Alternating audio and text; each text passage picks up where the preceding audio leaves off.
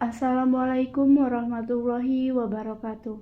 Halo, saya Meira. Di sini saya akan melanjutkan membaca buku The Things You Can See Only When You Slow Down.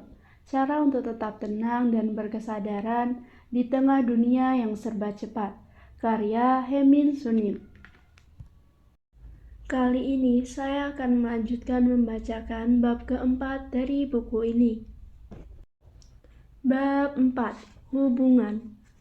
Seni membina hubungan yang baik. Sebagian besar dari kita mencurahkan begitu banyak waktu dan uang agar dapat tinggal di rumah yang bagus, naik mobil mewah, serta terlihat muda dan cantik.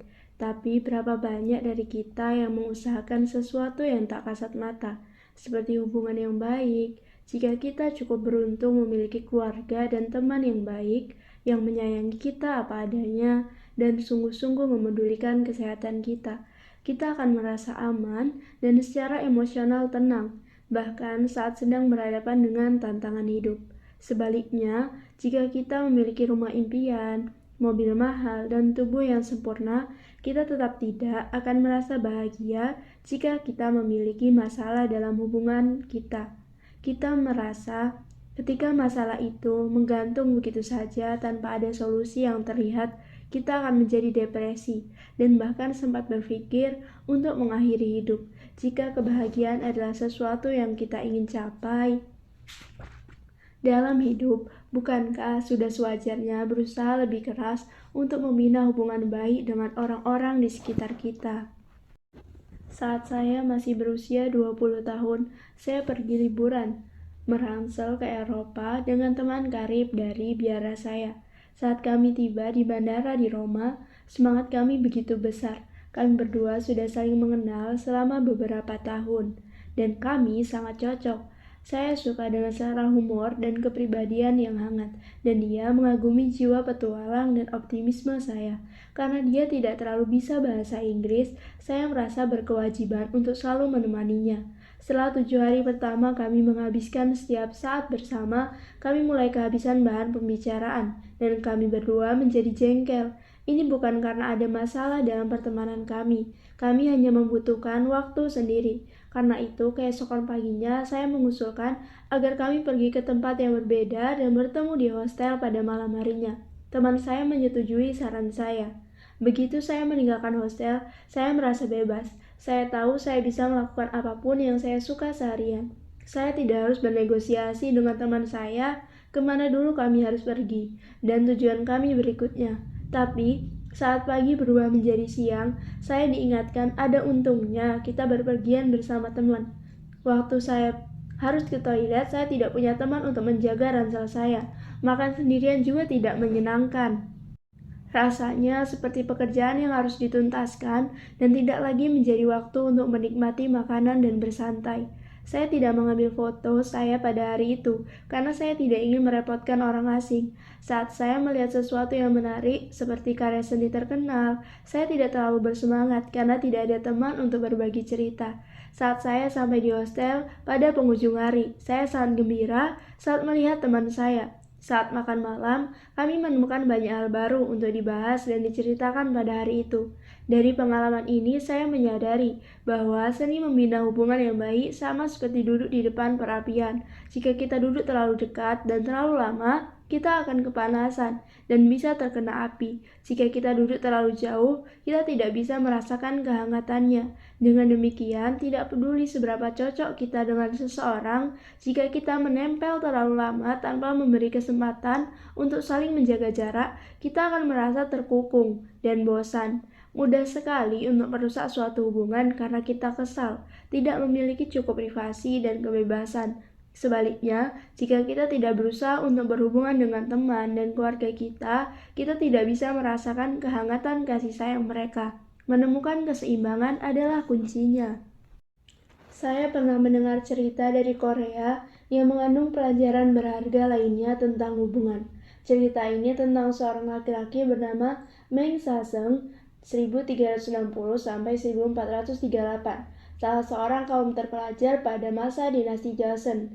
Dia dikenal karena kecerdasannya, Saat berumur 19 tahun, dia mendapat nilai tertinggi dalam ujian masuk pegawai sipil, dan pada umur 20 tahun, dia diangkat menjadi hakim daerah, tapi kesuksesan yang cepat diraih membuatnya sombong dan besar kepala. Suatu hari, Meng mengunjungi seorang guru Buddhis Zen ternama di wilayahnya dan bertanya, "Apa yang harus kuingat saat berkuasa di desa ini?" Sang guru menjawab dengan sopan, "Yang terpenting hanyalah menghindari kejahatan dan berbuat baik untuk banyak orang."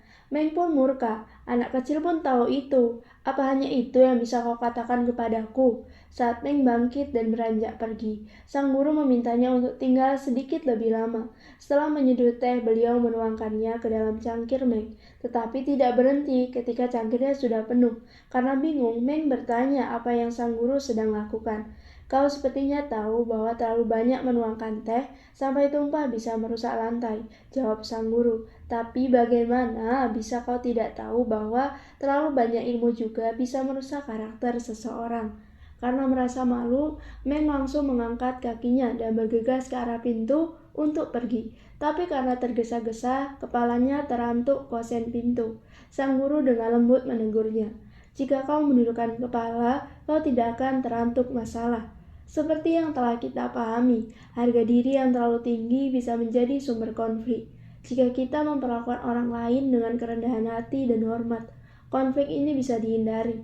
Seringkali harga dirilah yang mendorong kita untuk berdiri tegak dan ingin menang sendiri saat sedang bertarung untuk menentukan siapa yang benar dan siapa yang salah. Pada akhirnya, kita malah menimbulkan rasa sakit, baik fisik maupun mental. Beberapa orang bahkan menyeret keluarga dan teman ke dalam konflik dan menciptakan kebingungan dan niat buruk yang sejatinya dapat dihindarkan. Jika seseorang mendatangi saya dan bertanya dan berkata, "Agama siapa yang benar?" Pertama-tama saya akan mendengarkannya dengan penuh hormat, lalu berkata, "Terima kasih telah mengenalkan saya kepada aspek agama Anda yang belum saya ketahui. Saya sangat berterima kasih. Jika saya terlibat dalam suatu argumen hanya untuk menang, hanya akan membuat orang lain sakit hati. Meskipun saya menang, apa untungnya? Karena orang lain akan merasa kalah. Kita semua tumbuh di lingkungan yang berbeda. Pengalaman kita beragam. Begitu juga kepribadian, kebiasaan, nilai, dan pemikiran kita. Tidak mudah bagi masyarakat majemuk untuk hidup bersama dan membina suatu hubungan. Menurut kitab Buddhis The Theories on King of Treasure Samadhi, jangan mengharapkan orang lain mengikuti kemauan kita. Saat semuanya berjalan seperti apa yang kita inginkan, kita akan lebih mudah lupa diri. Saat kita mengalami banyak kesulitan dalam hidup, kita akan semakin dewasa dan lebih pengertian. Ingatlah, orang yang menyulitkan hidup kita hari ini bisa saja seorang guru yang dikirim dari langit yang sedang menyamar, yang bertugas untuk membimbing pertumbuhan spiritual kita. Apa kita pernah merasa kesepian di tempat kerja atau di sekolah? Mungkin hati kita tertutup bagi orang-orang di sekitar kita. Saya tidak bisa memahami dirinya. Saya lebih baik dari dirinya. Kita berada di frekuensi yang berbeda. Jika kita berpikir seperti ini, bagaimana mungkin kita tidak kesepian? Bukalah hati dan ajaklah dia minum kopi bersama. Kita akan segera sadar dia tidak jauh berbeda dari kita. Saat ada orang yang mau membuka diri dan membagi rasa sakit hati dan penderitaannya, saya bersyukur karena mereka mendatangi saya untuk mencari dukungan. Seakan-akan saya sedang menemui orang itu di bilik hatinya yang paling rahasia. Para politikus akan mengatakan apa yang terdengar baik, tapi apa yang mereka katakan tidak selalu menggetarkan kita, karena kata-kata mereka berasal dari kepala, bukan dari hati. Bicaralah dari hati yang terdengar lembut, sederhana, dan jujur. Orang-orang akan memahami dan menyukai kita. Jika kita pernah berpikir kita lebih unggul atau lebih rendah daripada seseorang, dinding tak kasat mata akan menjulang di antara kita dan orang itu. Karenanya, anggap dia seperti kawan lama yang jarang kita jumpai. Ketika kita mulai meruntuhkan dinding pertahanan kita, dia pun akan melakukannya. Bagian ujung sushi gulung yang berantakan isinya seringkali terasa lebih enak daripada bagian yang diiris rapi dari tengah. Seseorang yang terlihat rapi dan narsis ternyata sosok yang dingin dan asing. Sementara seseorang yang terlihat biasa-biasa saja sebetulnya lebih tulus dan menarik. Apa kita tahu kenapa terkadang obrolan bisa terasa membosankan? Karena kita diatur oleh sopan santun dan tidak dapat berbicara dari hati. Obrolan apapun bisa terasa menarik dan hidup apabila kita mengutarakannya dengan penuh kejujuran. Ketika seseorang berkata kasar kepada kita, tetap tenang dan diamlah selama 30 detik. Semuanya akan berlalu, tapi jika kita membalasnya dan berseru, "Apa kau cari masalah?" kita akan menghabiskan lebih banyak waktu bersama orang yang tak bahagia itu. Orang-orang mengatakan sesuatu yang menyakitkan karena mereka sendiri pernah disakiti. Ketika kita bertemu dengan seseorang yang kasar dan jahat, bayangkan betapa menderita dirinya sekarang. Jika dia sudah kelewatan dan kita tidak punya waktu, bisikanlah, "Semoga kau senantiasa diberkati," dan berjalanlah pergi. Ketika kita mengkritik seseorang, cari tahu apakah kita melakukannya karena iri hati. Kritikan kita mampu menunjukkan lebih banyak siapa kita sesungguhnya daripada yang kita sadari.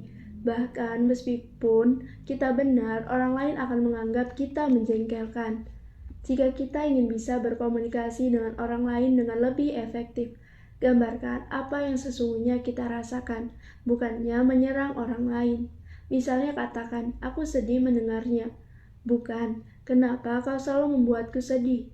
Kita ingin orang lain mendengarkan kita, bukannya membela diri mereka. Saat kita merasa kecewa, jangan tunggu terlalu lama untuk mengatakannya. Ketika kita menumpuk perasaan kita, sungai emosi akan meluap, membuat kita sulit untuk menyeberanginya dan berbicara dengan tenang. Apa kita punya banyak musuh? Jika iya, rendah hatilah dan berhentilah membicarakan keburukan orang lain. Orang yang tidak mencari musuh lebih kuat daripada orang yang cukup kuat untuk melawan mereka semua dan menang. Bunyi motor yang bising akan melukai pendengarannya sendiri, bukannya orang lain. Sang pengendara hanya bisa menyalahkan dirinya sendiri setelah dia tua dan tidak bisa mendengar. Ketika kita membicarakan keburukan orang lain, kita sendiri yang akan lebih terluka, karena keburukan itu terdengar jelas dari dalam diri kita. Tidak peduli seberapa sakit hati kita tidak perlu menjadi orang yang mengatakan kalimat terakhir. Kalimat terakhir dapat menghancurkan memori indah.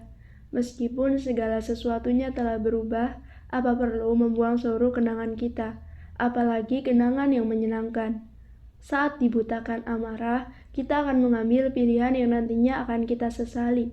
Pergi dari ruangan sebelum menghancurkan hubungan dengan orang lain merupakan tanda kedewasaan. Cara terbaik untuk membalas seseorang yang telah meninggalkan kita adalah bertemu dengan seseorang yang baru dan kembali bahagia. Merancang balas dendam dan terus cemburu setelah bertahun-tahun adalah resep penderitaan tiada akhir. Seorang laki-laki mengeluhkan kekasihnya dari belakang. Sang kekasih yang tidak tahu apa-apa mendekati lelaki itu dan mengucapkan kata-kata yang indah. Balas dendam terbaik adalah memberikan cinta. Bahkan musik yang paling indah sekalipun akan membosankan apabila saya mendengarkannya terus-menerus. Tapi jika saya kembali mendengarkannya setelah beberapa waktu, musik itu menjadi terdengar indah kembali. Masalahnya bukan terletak pada musik itu. Masalahnya terletak pada hubungan saya dengannya. Sahabat baik saya sekalipun juga akan terasa menjengkelkan jika saya bersamanya terlalu lama. Tapi saat saya menemuinya lagi setelah beberapa saat, dia kembali terasa menyenangkan. Masalahnya bukan terletak pada orangnya, masalahnya terletak pada hubungan saya dengannya. Ada pepatah dari satu kitab awal Buddhis. Kertas pembungkus dupa akan beraroma seperti dupa, dan tali pengikat ikan akan berbau seperti ikan. Suka atau tidak, kita akan selalu dipengaruhi oleh lingkungan di sekitar kita. Tanyakan kepada diri kita sendiri, siapa yang ingin saya tiru? Apakah dia dekat secara fisik dan mental? Jika kita membantu seseorang agar mendapat balasan, kita tidak memberi melainkan meminjamkan. Pemberian sejati dilakukan tanpa mengharapkan apa-apa. Pemberian juga berarti kita melepaskan apa yang telah kita berikan. Saat topik obrolan berubah menjadi gunjingan orang lain, Cobalah untuk tidak terpancing dan pelan-pelan alihkan topiknya. Ketika kita bicara terlalu banyak, akan mudah bagi kita untuk membicarakan keburukan orang lain. Saat kita banyak bicara, tetaplah sadar diri. Saat kita diminta melakukan sesuatu, pastikan kita bisa melakukannya. Jika kita tidak bisa, tolaklah segera mungkin. Secepat kita mengembalikan pesanan yang salah ketika makan di restoran. Jika kita tidak segera memintanya untuk diangkat, kita harus membayarnya. Ada alasan kenapa kita senang mendekati orang-orang tertentu. Orang berkepribadian hangat, baik, dan ramah.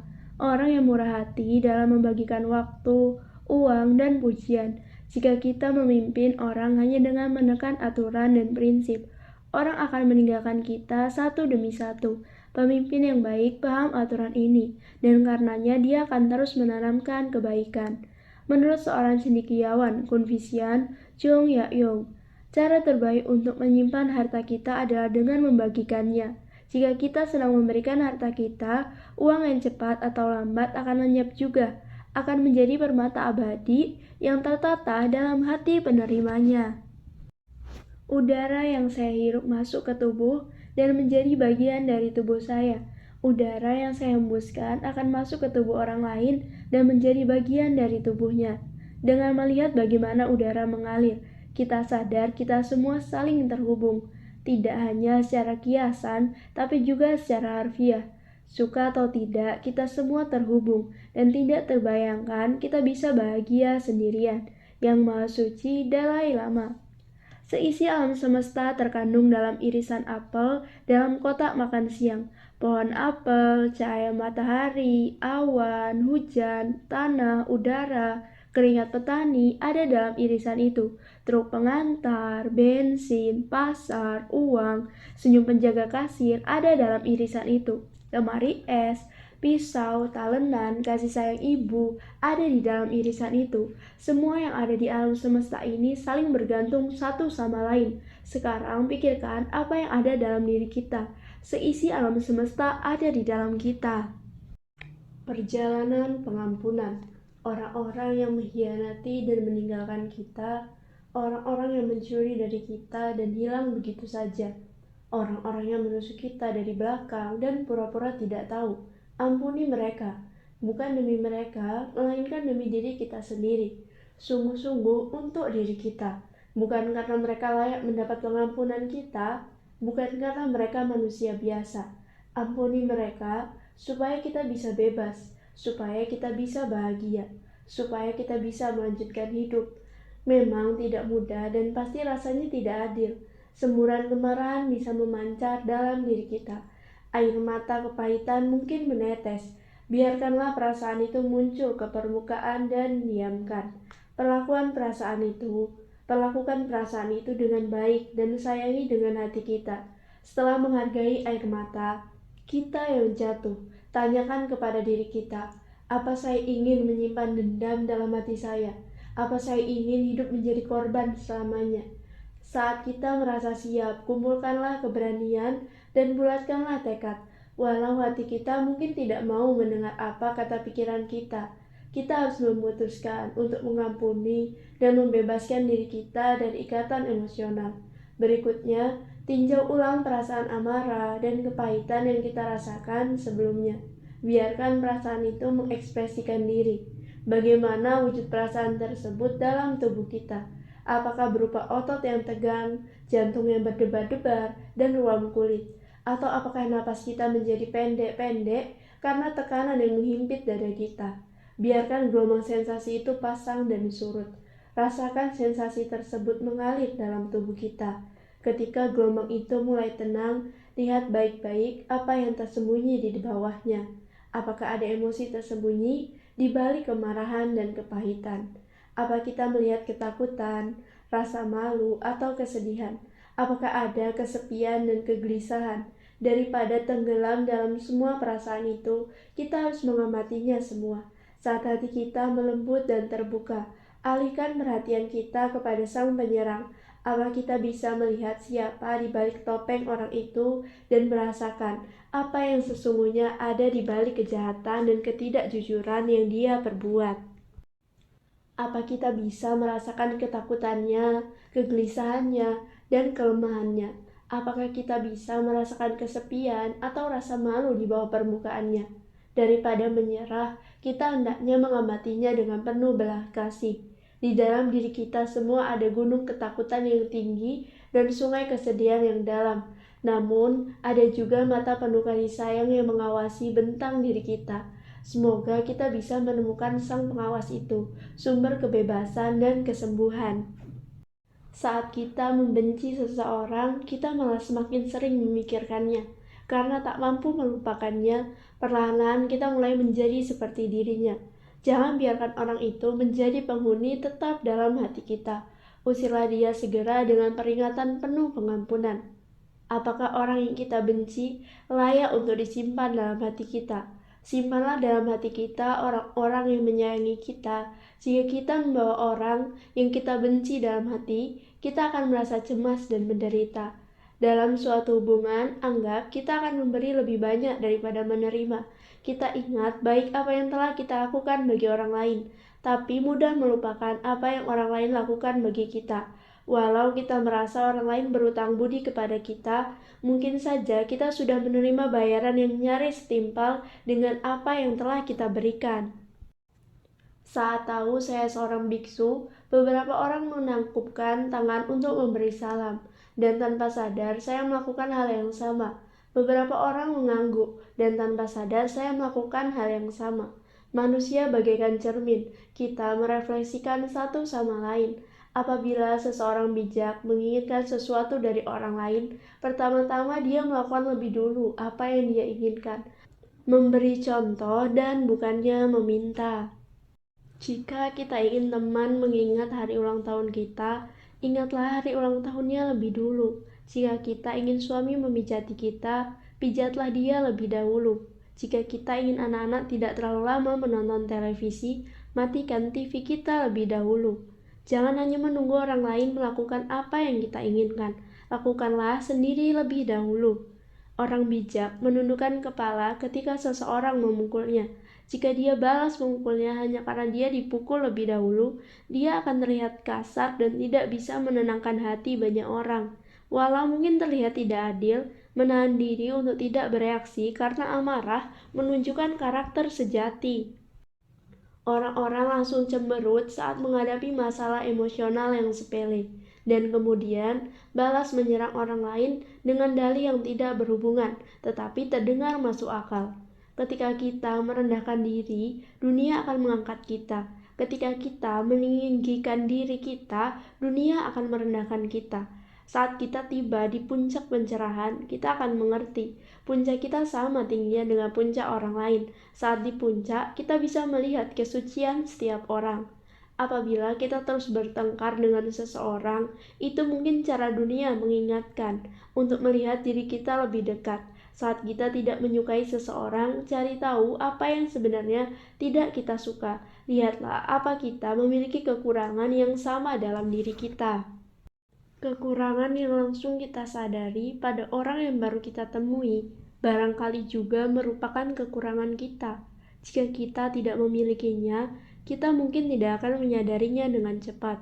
Tak ada orang yang semata-mata baik atau buruk, hanya bagaimana situasi kita bertemu, satu sama lain yang baik atau buruk. Seorang penjahat yang kebetulan menghentikan mobil sebelum menabrak saya, bisa jadi malaikat kiriman Tuhan. Peraih Nobel Perdamaian yang kebetulan menyenggol saya di dalam kereta bawah tanah, saya anggap menyebalkan. Saat bertemu dengan 7 atau 8 orang, kita pasti akan mendapati 1-2 orang yang sangat menyukai kita dan 1-2 orang yang tidak menyukai kita. Jangan masukkan dalam hati. Memang seperti inilah dunia bekerja. Biarkan orang lain menyatakan pendapat mereka, itu hak mereka. Ketika kita ingin mengubah pendapat orang, masalah pun timbul. Mengubah pendapat orang itu mustahil dan sia-sia. Juga sesuatu yang tidak perlu. Betapa membosankan dunia ini apabila semua orang memiliki pikiran yang sama persis. Saat kita memberikan orang lain kebebasan, kita juga akan menemukan kebebasan sendiri. Apa gunanya seseorang membawa tas desainer apabila tingkah lakunya tidak memperlihatkan kualitas yang sama? Semakin keras kita berusaha untuk mengubah pasangan, anak, atau teman-teman kita, semakin jauh dan renggang pula hubungan kita. Orang-orang tidak mudah berubah, kecuali mereka merasakan kesulitan yang hebat atau melewati pengalaman yang mengubah hidup. Saya pernah diberitahu seorang guru Buddhis bahwa ada dua jenis anak di dunia ini. Mereka yang dilahirkan untuk membalas kebaikan orang tua mereka, dan mereka yang akan dilahirkan hanya untuk mengambil apa yang orang tua mereka miliki. Tanyakan kepada diri kita, putra atau putri macam apa kita di mata orang tua kita. Saat kita mulai berpikir pasangan kita tidak akan berubah dan mengkhawatirkan bagaimana kita menjalani sisa hidup bersamanya, tanyakan kepada diri kita, apa aku sesempurna di mata pasanganku? Saat menghadapi masalah dalam suatu hubungan, masalah itu tidak dapat diselesaikan jika kita mulai dengan bertanya, kenapa dia tidak bisa memahami saya? Atau kenapa dia tidak melakukan apa yang saya lakukan, yang saya katakan? Itu karena penyelesaiannya diawali dengan tuntutan. Tetapi mulailah dengan bertanya, apa yang membuatnya tidak senang dan merasa tidak dimengerti? Atau pengalaman apa yang pernah dia lewati hingga dia bersikap seperti ini? Saat kita mulai dengan keinginan untuk memahami orang lain, hati kita akan dibebaskan dari penjara sudut pandang kita dan akan terbuka untuk merasakan rasa sakit orang lain. Orang-orang bisa mengabaikan orang lain dengan mudahnya karena mereka takut diabaikan. Kenapa kita tidak bisa mempercayai orang lain?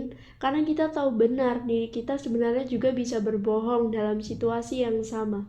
Yang membuat kita benar-benar bahagia adalah bertemu dengan seseorang yang menerima kita apa adanya. Walau sudah sukses, kita masih bisa merasakan tidak cukup dan gelisah jika kita percaya ada sesuatu yang salah dari diri kita. Menurut beberapa psikolog, kebahagiaan bisa diukur dengan dua pertanyaan sederhana. Pertama, apa kita bisa menemukan makna pekerjaan kita? Kedua, apa kita memiliki hubungan baik dengan orang-orang di sekitar kita? Apa kita merasa kesepian karena kita sendiri? Menurut Talmud, setiap helai rumput dilindungi oleh seorang malaikat. Malaikat itu membisiki setiap helainya, tumbuhlah, tumbuhlah. Jika sehelai rumput saja dijaga malaikat, bukankah seharusnya kita semua juga? Jika kita merasa kesepian, ingatlah malaikat di bawah kita, dan bersyukurlah karena kita telah dilindungi. Seekor nyamuk terbang di kamar saya sejak kemarin lusa, dan nyamuk itu masih belum menggigit saya. Jika demikian, kami akan hidup bersama. Tampaknya kami memiliki afinitas karma. Kita hidup di antara hubungan yang tak terbatas. Keluarga, teman, kolega, tetangga, dan banyak lagi. Hidup akan terasa indah apabila hubungan kita juga indah. Bahagia sendirian tidak akan bertahan lama. Bagi para pelaku spiritual, hubungan adalah ujian terakhir. Meskipun kita telah membangkitkan sifat tercerah kita, masih ada jalan panjang untuk dilalui dalam perjalanan spiritual kita, apabila kita tidak hidup harmonis bersama orang lain. Sekian audiobook kali ini. Terima kasih telah mendengarkan. Wassalamualaikum warahmatullahi wabarakatuh.